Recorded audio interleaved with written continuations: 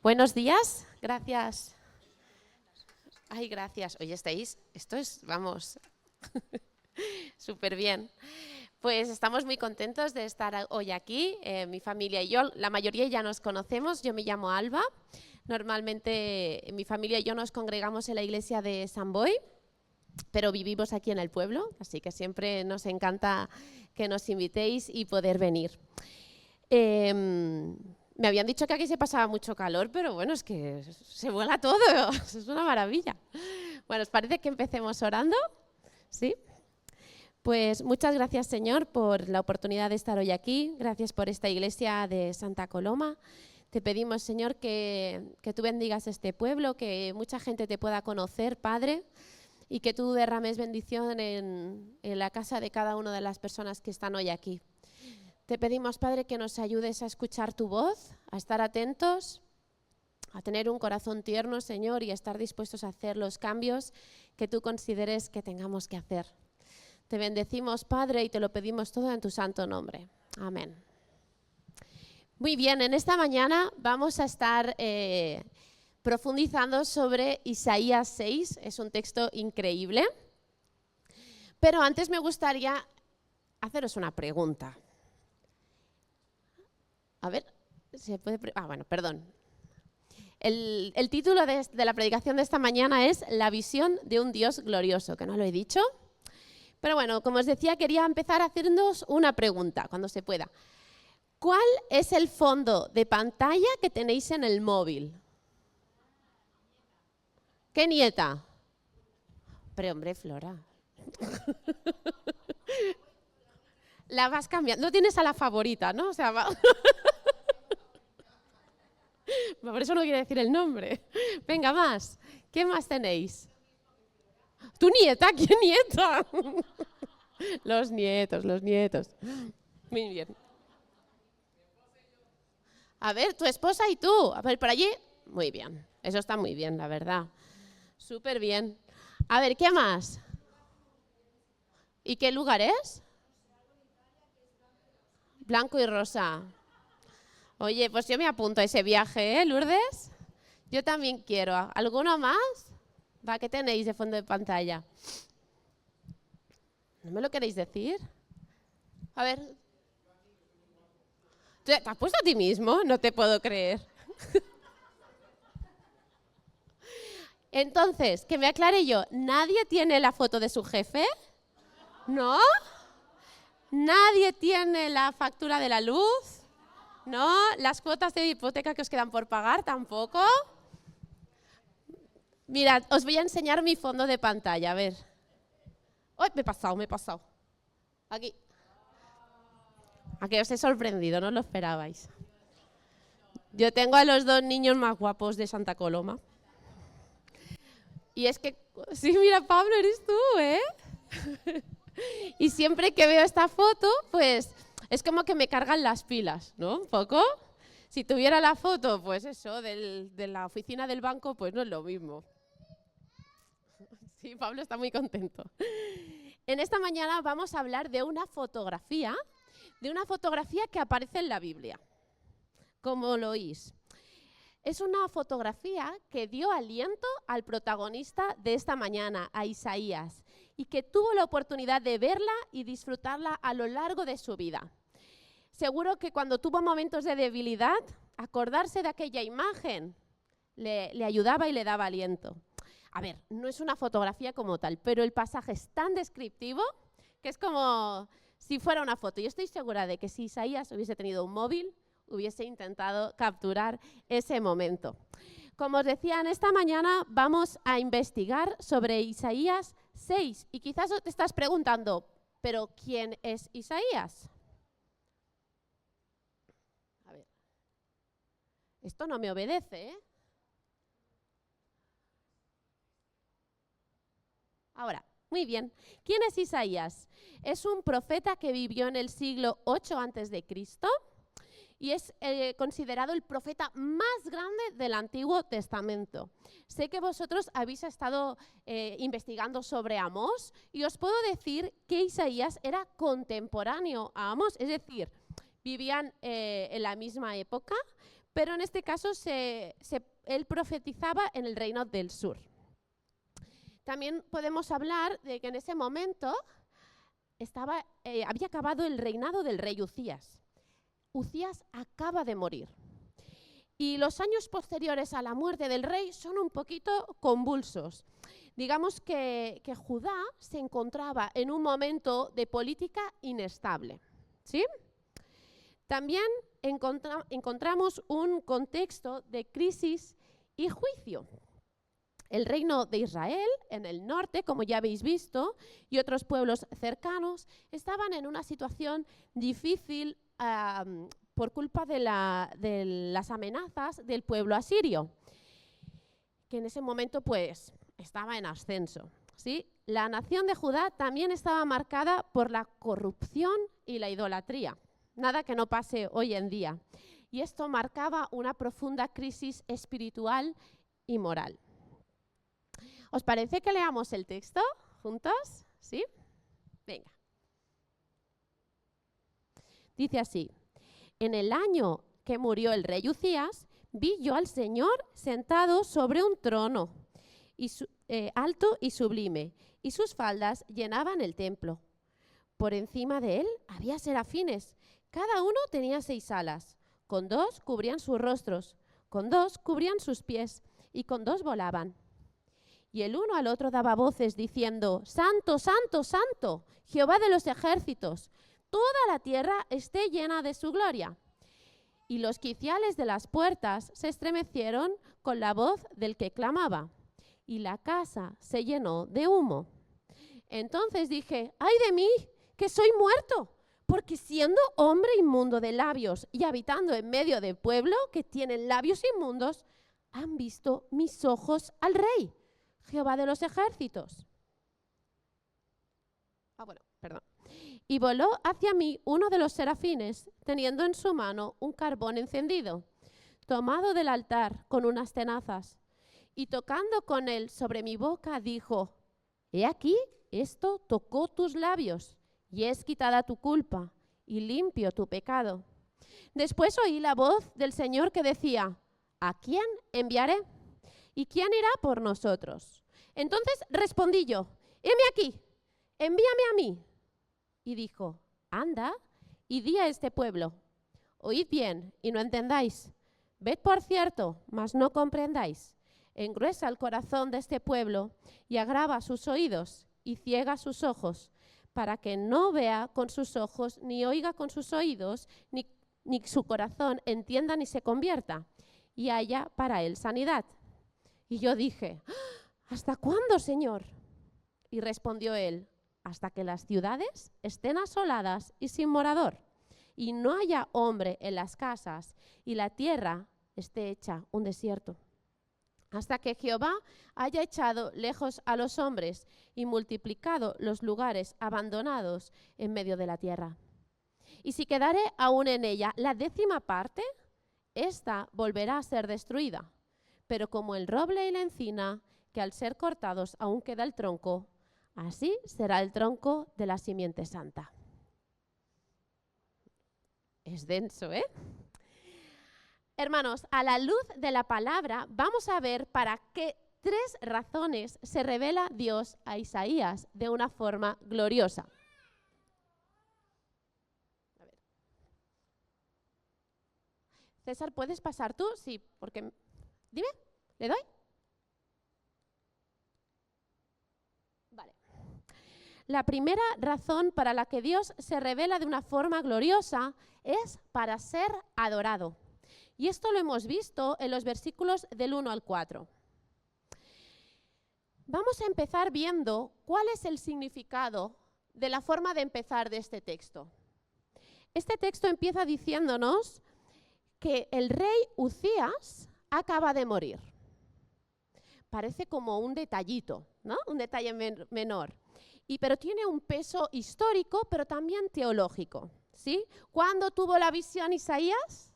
El año en el que murió el rey Uzías. Es que encima nos rima y todo. Pero vamos a retroceder unos añitos atrás. ¿Cómo fue el reinado del rey Uzías? pues quizá os sorprenda, pero fue un reinado de los considerados piadosos, ¿sí? Un buen reinado. Sin embargo, Uzías, al final de su vida, cae en un pecado imperdonable.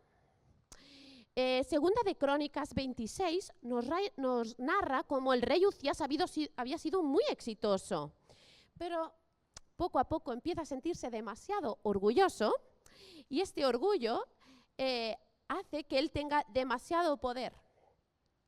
Así que acaba cayendo en un error muy grave. Decide entrar un día en el templo de Dios y se pone a ofrecer incienso, algo que él no podía hacer, porque era algo reservado para los sacerdotes. Esta acción mostró que Uzías había dejado de respetar las reglas de Dios y actuaba de manera presuntuosa. De pronto, Uzías gobierna como si él estuviera por encima de las leyes de Dios, de las leyes que Dios había establecido. Y esto es un gran pecado, ¿sí? Hablaba de su orgullo y de su desobediencia, así que Dios lo castiga con una enfermedad terrible. ¿Cuál es la enfermedad terrible de la Biblia? La lepra. Le aparece aquí la lepra. ¿Sí? Así que Uzías, que había sido un gran rey, de pronto se ve obligado a vivir apartado, a ser un intocable, un paria, un rey completamente inmundo por la letra. Uzías no tuvo reverencia ante Dios. Iglesia, es que no solo hay que adorar al Dios correcto, sino que debemos hacerlo como Él quiere que lo hagamos. ¿Sí? Esto lo vamos a ver a lo largo de la mañana. Como os he dicho, el pasaje de hoy habla de una fotografía.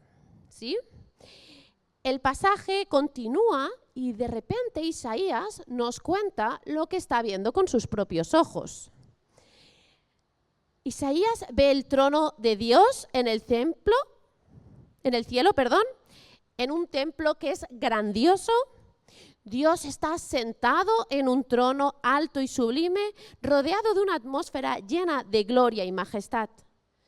Serafines, criaturas celestiales con 6 alas, lo rodean y con humildad y reverencia cantan sin cesar. ¡Wow! ¡Qué imagen! Isaías de pronto se encuentra a Dios cara a cara. Entonces Isaías hace algo increíble. Nos describe que el Señor está sobre un trono, es soberano, está sobre todas las cosas. Dios es la última autoridad. Pero volvemos a las circunstancias del autor. Vamos a ponernos en la piel de Isaías, ¿sí? Os decía que la situación en la que él estaba era de decadencia moral y espiritual. Así que para él, para Isaías, era importante ver a Dios en su santidad. ¿Qué significa santidad? Santidad significa ser moralmente perfecto, puro y apartado del pecado. Y estando cara a cara con Dios, Isaías nos deja por escrito algunos aspectos muy interesantes que nos hablan de cómo es Dios como Señor. Lo primero que podemos ver es que Dios es santo. La santidad quizás es la característica principal que vemos de Dios en este texto, ¿verdad? ¿Qué dicen los serafines? Santo, santo, santo. Muy bien, Flora. Lo que nos está subrayando pues la pureza, la perfección, ¿no? de Dios, que Dios está separado de todo lo malo. La santidad de Dios implica que Él está completamente libre de pecado y corrupción. También nos habla de que Dios es soberano. Fijaos, aquí hay un detalle que a mí no me gustó mucho. La verdad, cuando lo leí, nos dice que Dios es Señor de los ejércitos. ¿A quién le gusta la guerra en el contexto en el que estamos? Diego, ¿Cómo te va a gustar la guerra? A mí no me gusta nada. Todo lo que tiene que ver con armas, con ejércitos. ¿A Lucas también te gusta la guerra? Ah, vale, no, es como su madre. Los que somos así pacifistas, todo lo que hable de guerra, de ejércitos, a mí es que me da como repelús, fijaos. Pero cuando nos dice que Dios es Señor de los ejércitos, no nos está hablando solo de su poder, sino de su capacidad para guiar, ¿sí? Para gobernar sobre todo lo creado. Y eso también incluye a las huestes celestiales. De alguna manera, Dios nos está diciendo, no hay autoridad mayor a la mía, ¿sí? También nos dice que Dios es glorioso. Y aquí vemos que la gloria de Dios se muestra de manera abrumadora. Es tan intensa la gloria de Dios que hasta las estructuras físicas del templo se sacuden ante su presencia. Otro detalle que Isaías nos describe muy bien son los serafines. Uy, me he pasado. Aquí. Los serafines. ¿Cuál es su papel?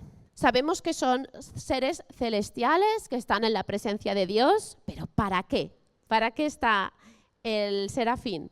Por un lado, para alabanza y adoración. Los serafines están continuamente alabando y adorando a Dios. Su canto resalta la perfección, la pureza, la majestad de Dios. Y también sabemos que tienen ministerios en el cielo. Los serafines también están presentes para servir a Dios y ejecutar su voluntad. Mirad, quizás estáis pensando, esta chica está contando cosas que no tienen nada que ver conmigo.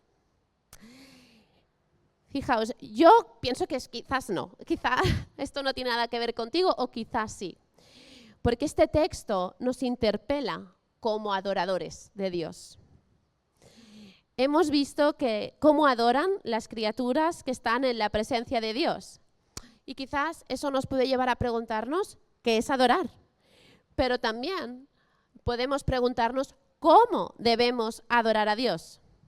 Sabemos que adorar es reconocer la grandeza, la santidad y la soberanía de Dios y responder tanto en corazón como en acción. Pero fijaos, Isaías 6...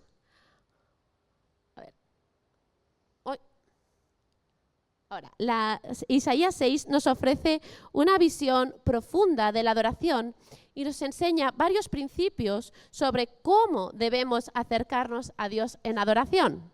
Vamos a ver dos de ellos, si me permitís.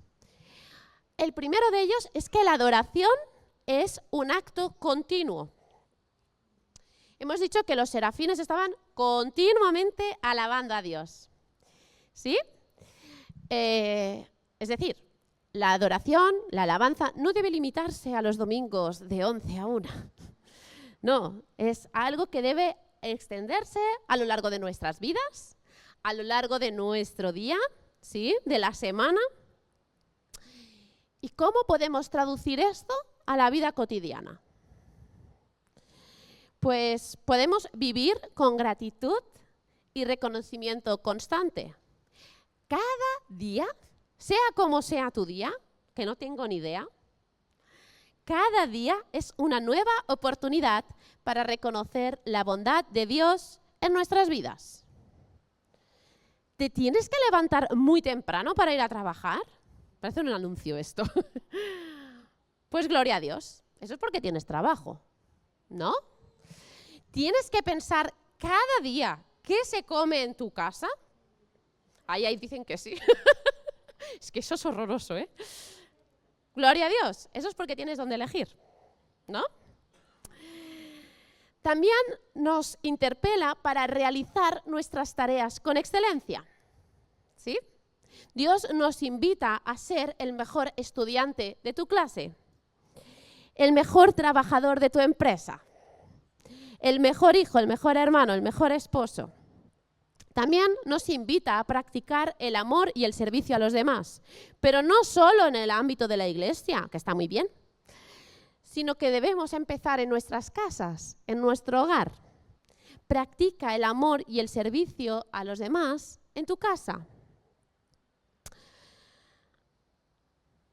con las familias del cole de tus hijos, con tus vecinos, con tus compañeros del trabajo. Y también nos invita a mantener una vida de oración constante. Y la oración no debe ser solo una actividad de iglesia, que está bien, ni una actividad para antes de comer, sino que debemos mantener una relación de oración con el Señor durante todo el día. Compartir nuestros pensamientos, nuestras preocupaciones, pero también darle gracias, ¿sí? Es una manera de mantener la adoración viva. Fijaos, la adoración nos hace reconocer la grandeza de Dios. La visión que Isaías recibió estaba llena de simbolismos, de detalles, pero podemos quedarnos con que la adoración auténtica tiene como objetivo magnificar la grandeza de Dios, recordándonos constantemente que Él es el centro y el propósito de todo lo que hacemos. La adoración nos debe llevar a reconocer a Dios como el centro de todo. Nuestra vida, nuestras acciones deben reflejar su grandeza, elevando su nombre. Mirad, hay algo que queda claro en este texto, y es que la santidad de Dios no puede ir más allá. ¿Sí? Dios no puede ser más glorioso, pero Dios sí que puede ser más glorificable. ¿Sí? Dios no puede ser más glorioso, pero sí puede ser más glorificable por nosotros. Hermanos, el verdadero adorador es aquel que ha visto la gloria de Dios. Y ver la gloria de Dios en tu vida es una experiencia profundamente espiritual y personal que puede manifestarse de muchas maneras diferentes. ¿Cómo puedes ver esto en tu vida? Pues quizás es hora de empezar a leer la Biblia, porque a partir de la revelación bíblica, leyendo y entendiendo la palabra, encontramos la manera de conocer a Dios de una manera personal. También es una buena oportunidad, y ahora especialmente en verano, maravillándonos con la creación. ¿Sí? Dios se revela a través de su creación porque Él es el creador del universo. Dice el Salmo 19:1, los cielos cuentan la gloria de Dios y el firmamento anuncia la obra de sus manos. Muy bien. Y como decíamos antes, la gloria de Dios también se puede ver a través de las pequeñas o grandes bendiciones que recibes en tu vida cotidiana. Desde las relaciones que tienes, las conversaciones, las oportunidades o incluso hasta las pequeñas victorias o momentos de paz. Es importante que en nuestras casas cultivemos una actitud de gratitud y reflexión para ver cómo Dios se manifiesta en lo que consideramos ordinario, en todas las cosas que damos por sentadas. En definitiva, ya hemos dicho que la adoración es responder a quién es Dios, a cómo es y a todo lo que hace, hizo o hará. Pero para eso es imprescindible que conozcamos a Dios, para que nuestra fe no se tambalee. Mirad, hemos visto la primera razón por la que Dios se revela a Isaías de una forma gloriosa, y esta es para ser adorado. Vamos a ver la segunda. La segunda razón para la que Dios se revela de una forma gloriosa es para purificarnos. Fijaos.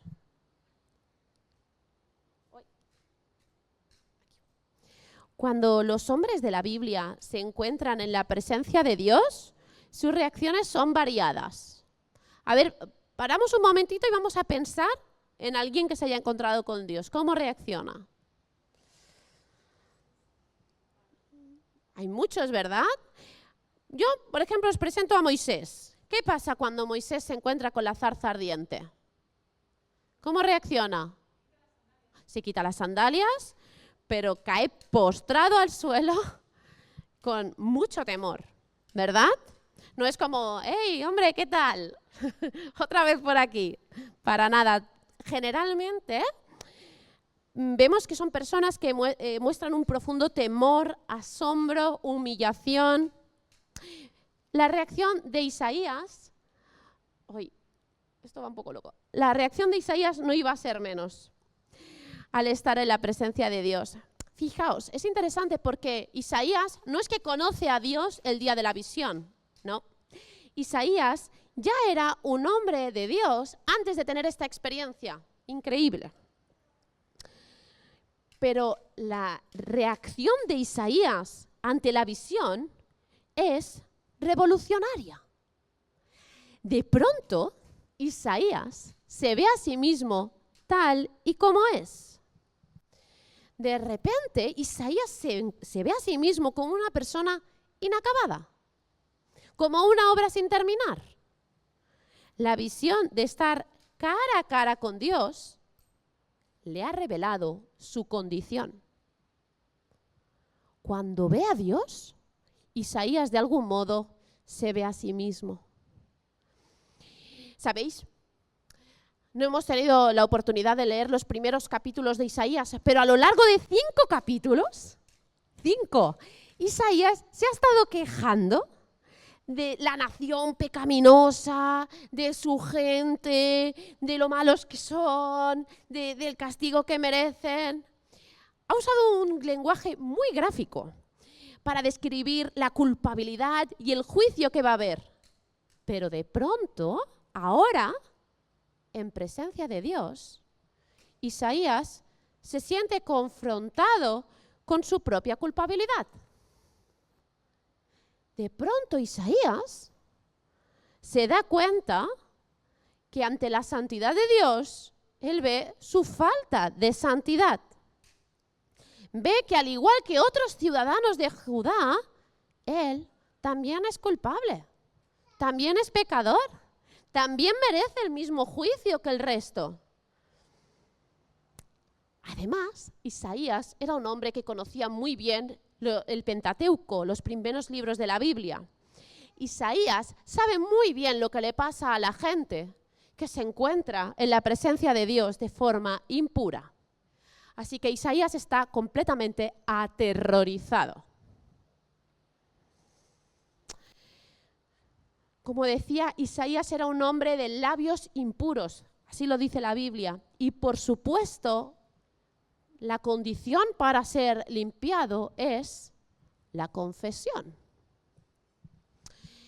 El apóstol Juan dijo en su primera epístola, capítulo 1, versículo 9, si confesamos nuestros pecados, Él es fiel y justo para perdonar nuestros pecados y limpiarnos de toda maldad. A ver, perdonad. Aquí, sí. De pronto, el serafín, como decía, ha tocado los labios de Isaías con el carbón encendido, quemando la iniquidad de sus labios, pero también de su corazón. Este acto de coger el carbón encendido y tocar los labios de Isaías implica la eliminación de la culpa y de la impureza. El que no era santo, ahora es santificado. El que no merecía estar en la presencia de Dios, por la gracia de Dios, ahora sí que puede estar. Por esta razón, Isaías aquí necesitaba ese carbón encendido tomado del altar. Y es que ese altar es un símbolo de la muerte de Cristo. Este carbón encendido representa de algún modo la sangre de Cristo que nos purifica y que hoy en día sigue limpiándonos de todo pecado. No sé si piensas que esto tiene algo que ver contigo, pero permíteme decirte que sí, porque todos debemos reconocer nuestro pecado. El problema que tenemos muchos de nosotros es que no vivimos a la luz de la palabra de Dios. Si lo hiciéramos, nos veríamos a nosotros mismos en nuestra verdadera condición. Si vivimos a la luz de la palabra, vamos a ver exactamente lo que vio Isaías. que somos como una obra sin terminar, que tenemos labios impuros y, en definitiva, que no somos mejores que nadie. Iglesia, la verdadera adoración comienza cuando nos encontramos cara a cara con la santidad de Dios y somos conscientes de nuestra propia indignidad. Este encuentro nos lleva a una postura de reverencia y asombro ante la majestad de Dios. Isaías nos muestra que no solo debemos ser conscientes de nuestro pecado y arrepentirnos, sino que también necesitamos ser perdonados. Solo podemos adorar en el Espíritu si tenemos un corazón puro y arrepentido. Fijaos, cuando el rey David estaba lleno de culpa por todo el pecado que había cometido con Betsabé, esto lo vemos en 2 Samuel 11, el rey David no podía adorar. Es súper curioso. Dice la Biblia que sentía que Dios estaba lejos de él y que él gemía todo el día, sintiendo que la mano de Dios se agravaba sobre él. Pero cuando David confiesa su pecado, la comunión con Dios es restaurada. Y le brotan la adoración y la alabanza de la boca. Y es que, hermanos, la adoración y la alabanza no pueden provenir de corazones llenos de pecados inconfesos. Mira, si nunca le has pedido perdón a Dios por tus pecados, hoy es un buen día para hacerlo. Dice Santiago 4:8, acercaos a Dios y Él se acercará a vosotros.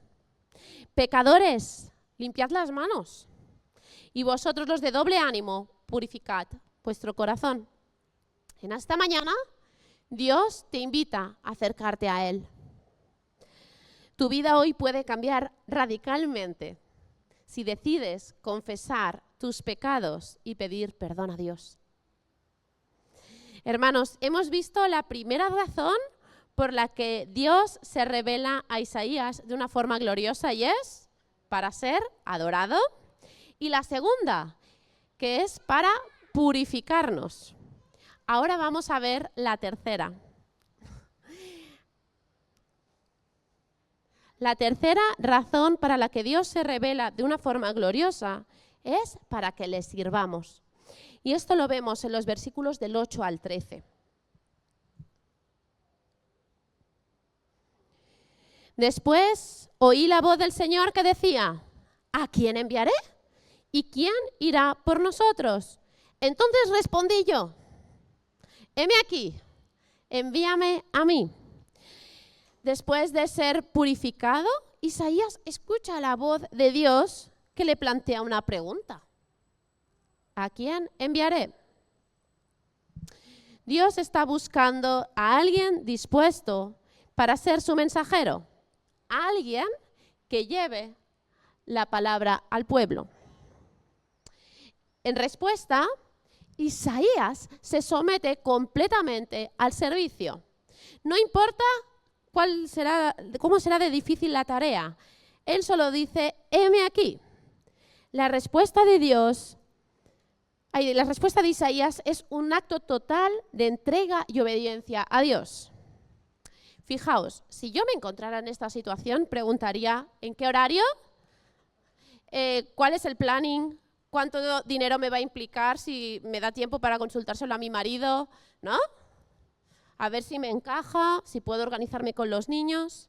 Sin embargo, Isaías no duda, no hace preguntas sobre lo que va a implicar esa misión ni sobre las dificultades que pueda enfrentar. Él se ofrece voluntariamente, sin condiciones, sin reservas. Isaías no lo iba a tener fácil.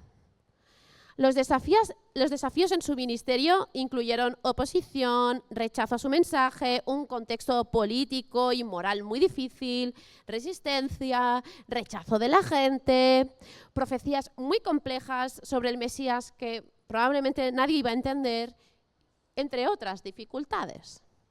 No parece un gran escenario. Sin embargo, En Isaías vemos el tipo de disposición que Dios busca en sus siervos.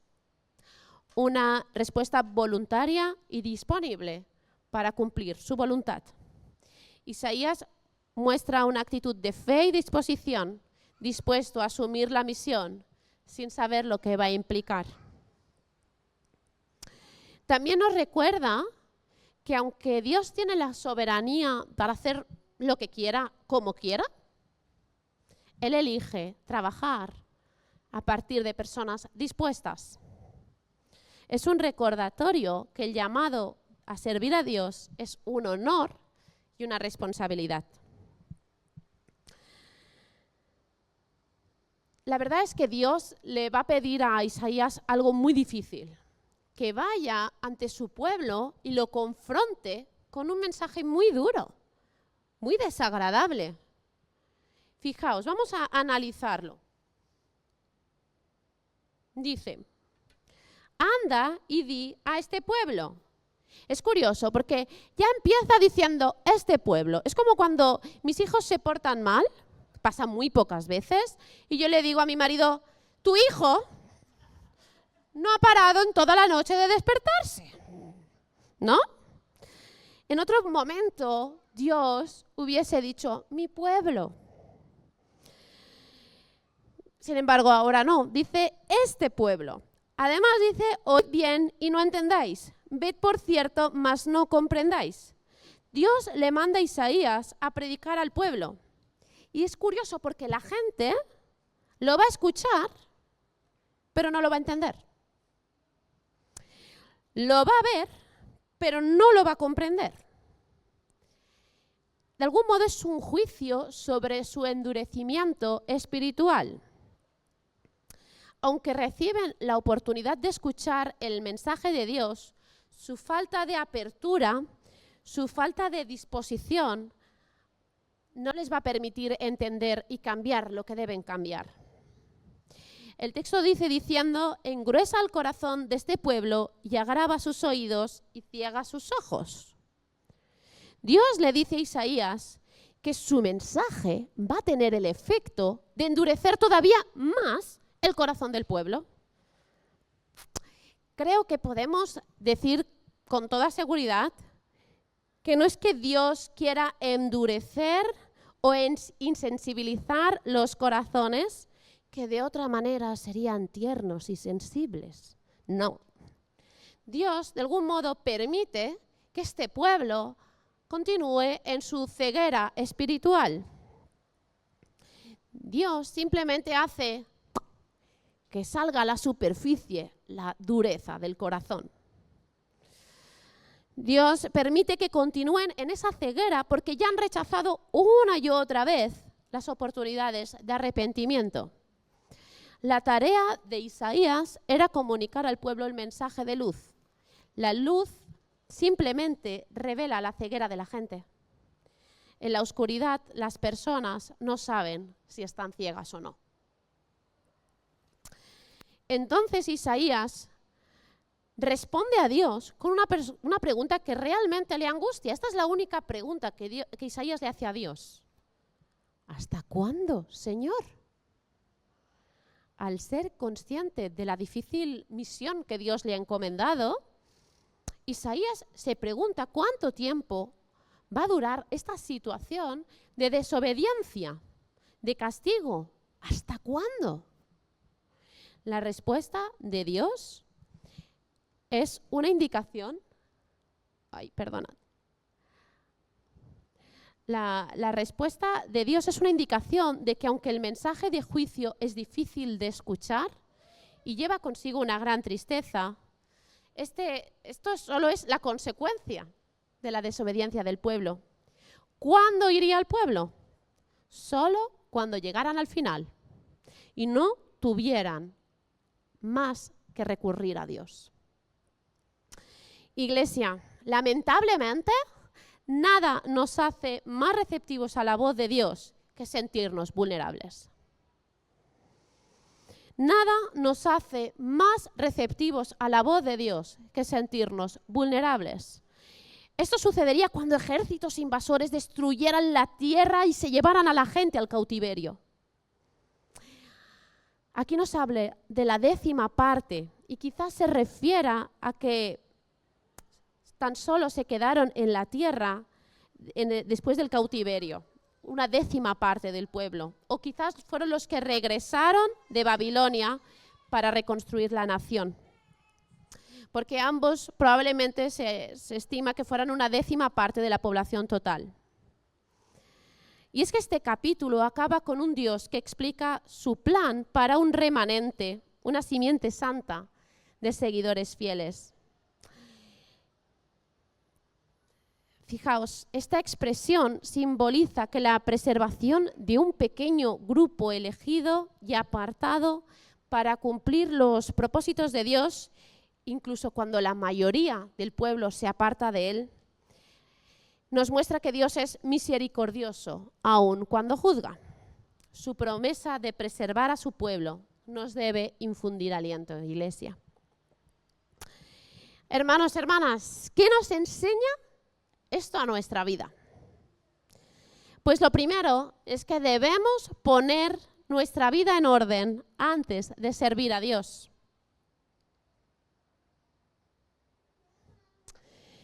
Hay demasiadas personas hoy a quien se les piden que hagan cosas y ante todo, en primer lugar, deberían ser limpiadas, purificadas y cuyas vidas deberían ser ordenadas por el Señor.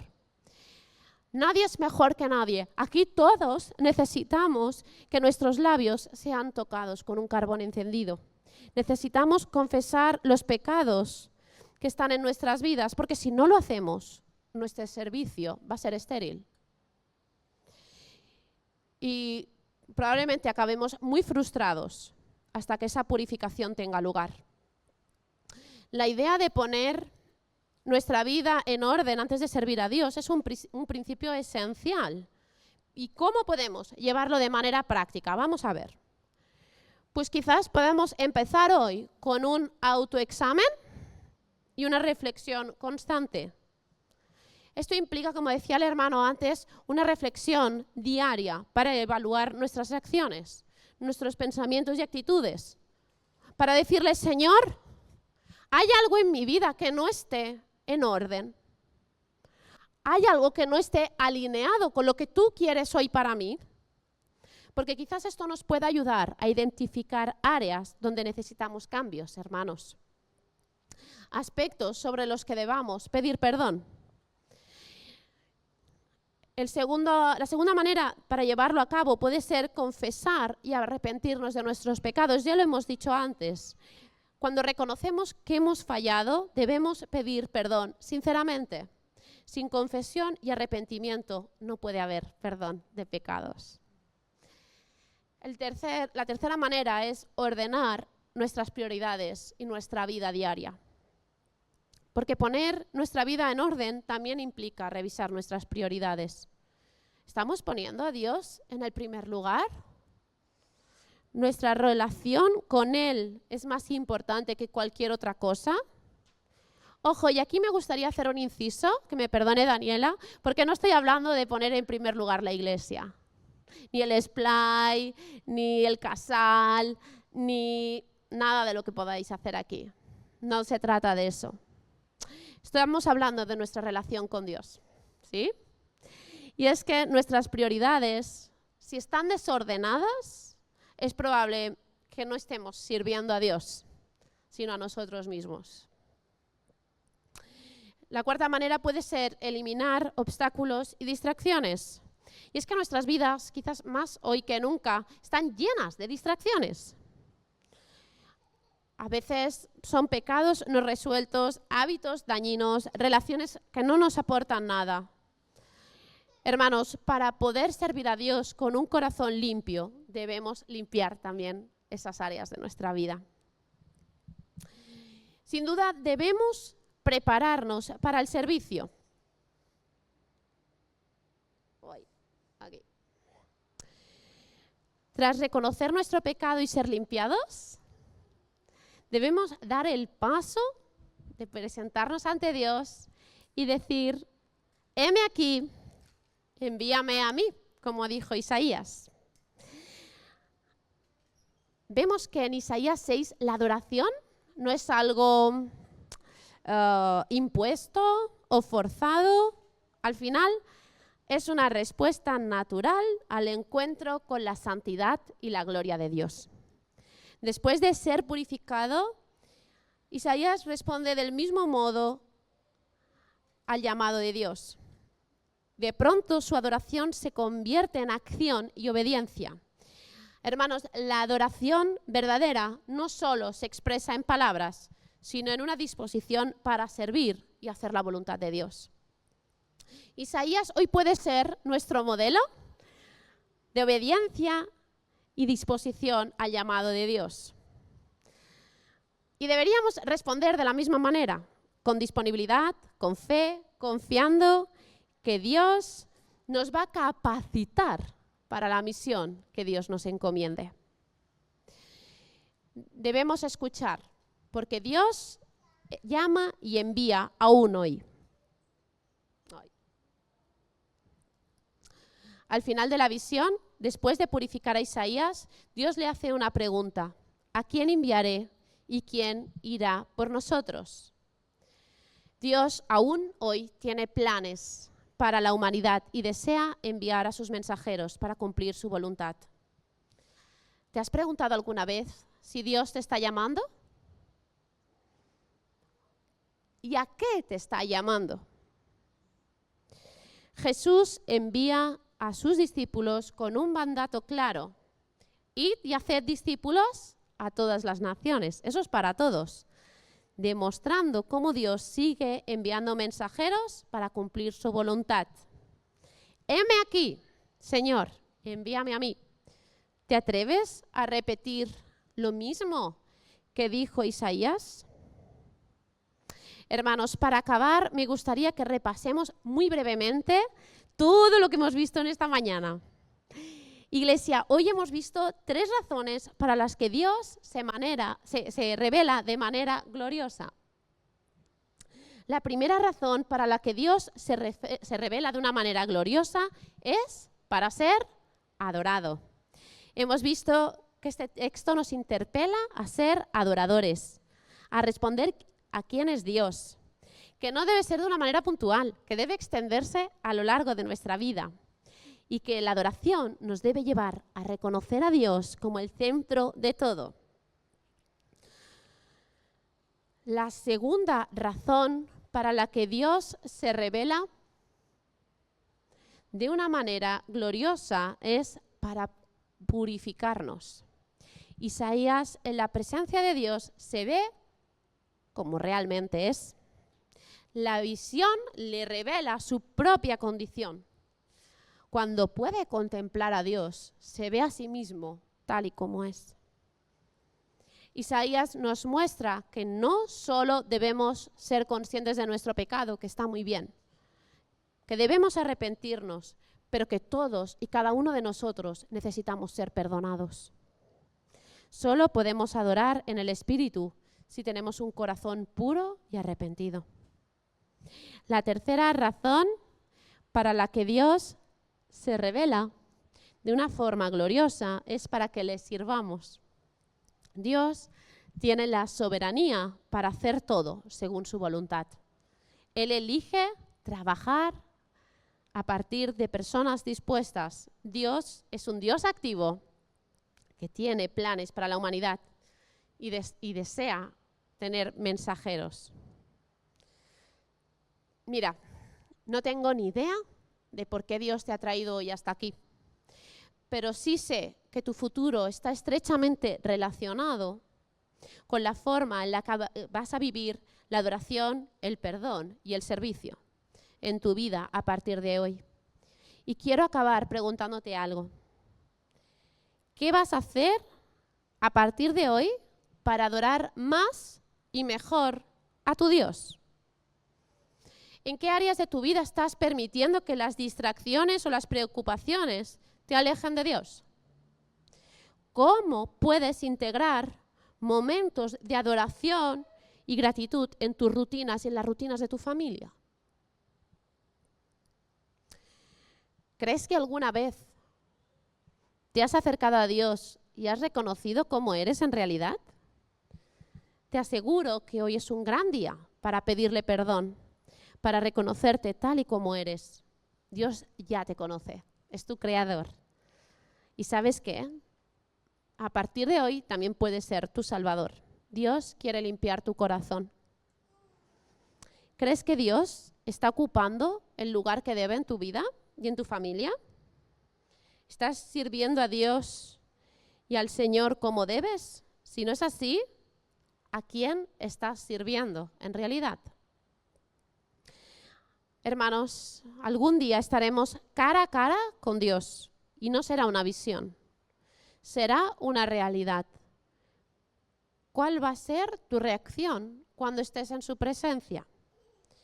Me gustaría que nos tomáramos ahora unos minutos para orar, para estar en silencio en la presencia de Dios.